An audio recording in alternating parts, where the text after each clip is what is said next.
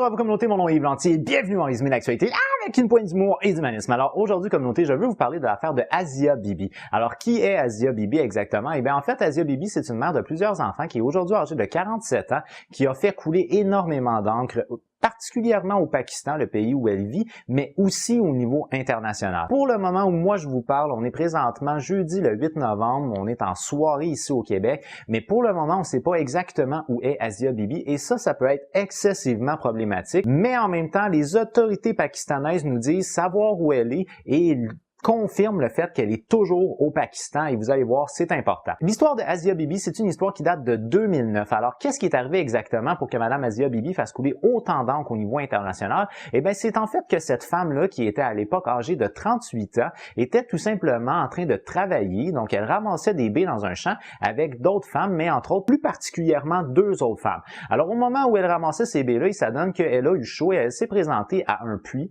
où elle s'est abreuvée légèrement pour par la suite ramener de l'eau aux deux femmes, donc ses deux collègues de travail, et elle a offert cette eau-là à ses deux collègues de travail. Il y a une de ses deux collègues de travail qui aurait donc refusé de boire l'eau, puisqu'elle a accusé, et je cite, Madame Bibi d'avoir souillé l'eau du puits, puisque c'est une chrétienne qui s'est abreuvée au puits. C'est là où ça devient très problématique, puisqu'il semblerait, selon ce que rapporte le Huffington Post France, que Madame Bibi aurait répondu à cette collègue-là en question que « Votre prophète, c'est Mahomet, le mien, c'est Jésus ». Et là, des suites de ça, il y aurait eu une chicane qui a pogné entre les femmes, il se serait pogné au niveau du champ et ça finit là. Donc là, en tant que tel, tout ce qu'on a pour l'instant, c'est un accroche entre deux femmes qui sont en fait des femmes musulmanes versus Madame Bibi qui, elle, est une femme qui appartient à la chrétienté au niveau du culte. Alors là, c'est là où ça va devenir un petit peu différent, c'est lorsqu'on va inclure un acteur de plus là-dedans. Alors selon ce que rapporte le Huffington Post France, ce serait en fait un imam qui aurait eu oui-dire de cette histoire-là et qui aurait décidé de porter officiellement plainte contre Madame Asia Bibi.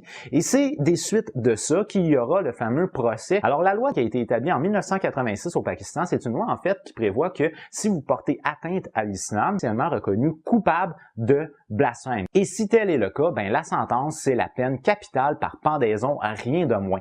Alors il semblerait que des suites à ça, Madame Bibi a été officiellement poursuivie pour blasphème contre le prophète Mahomet et c'est des suites de ça qu'elle a été officiellement reconnue coupable. Mais il semblerait que depuis 1986, il n'y a aucune personne qui s'est rendue jusqu'au bout de cette sentence-là, c'est-à-dire qui a été officiellement exécutée par pendaison. Il semblerait qu'il y a toujours eu quelque chose, soit que les gens ont été acquittés, ils ont été pardonnés, ou il y a eu des nouvelles informations, ce qui fait que finalement, il n'y a personne qui a été officiellement pendu à cause de blasphème au Pakistan. Mais il en reste pas moins que la sentence, c'est quand même la peine capitale. Maintenant, depuis la tombée de son verdict en 2010, il semblerait qu'il y a de plus en plus de mouvements qui sont des mouvements dits radicaux, donc islamistes extrémistes, qui ont développé beaucoup de bases sympathisantes au Pakistan. Alors le simple fait qu'éventuellement Madame Bibi pourrait être libérée a vraiment attisé énormément la colère d'un mouvement qui est le TLP, qui se dit le Tehrik-i-Labbaik. Alors le TLP, c'est en fait un mouvement qui est un mouvement radical qui croit vraiment fermement à la défense, mais à une défense peut-être même un petit peu extrême de l'islam.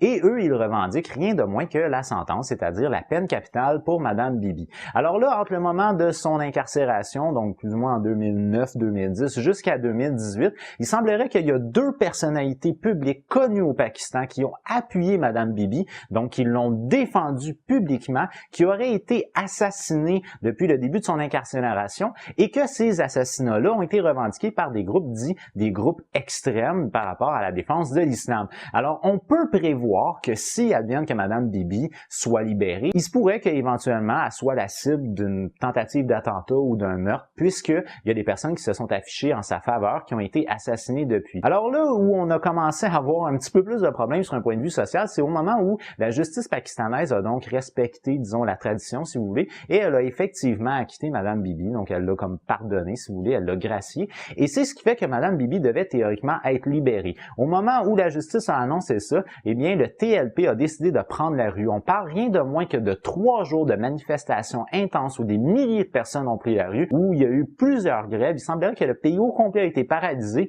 parce qu'on revendiquait que Madame Bibi devait faire sa sentence complète, donc éventuellement la peine capitale. La justice pakistanaise, elle, n'a pas voulu changer son cap, c'est-à-dire qu'elle a décidé quand même de libérer Madame Bibi, mais elle l'a gardée pendant 3 jours jours en prison pour sa sécurité personnelle.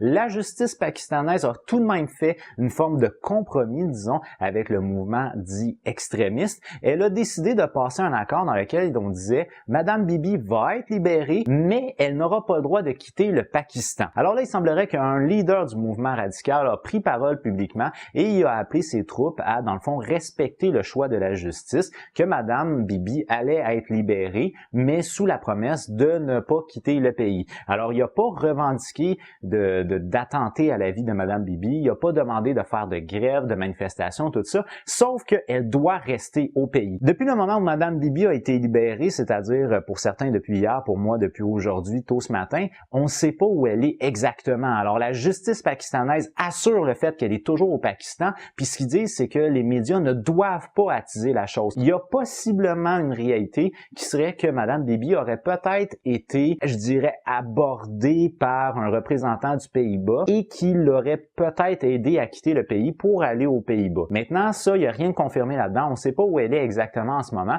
et en même temps, on a comme le double jeu. C'est-à-dire que la justice pakistanaise dit, on ne dit pas où elle est pour sa sécurité personnelle, mais on assure qu'elle est toujours au Pakistan.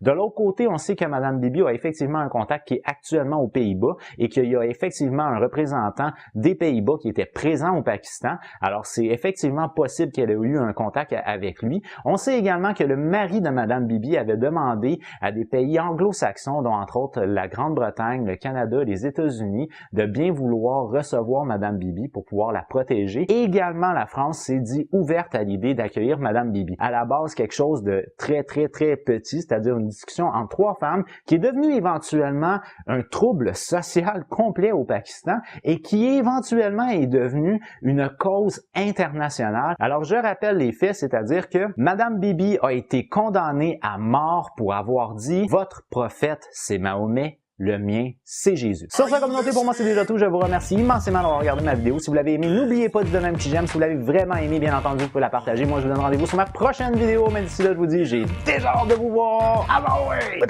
bye.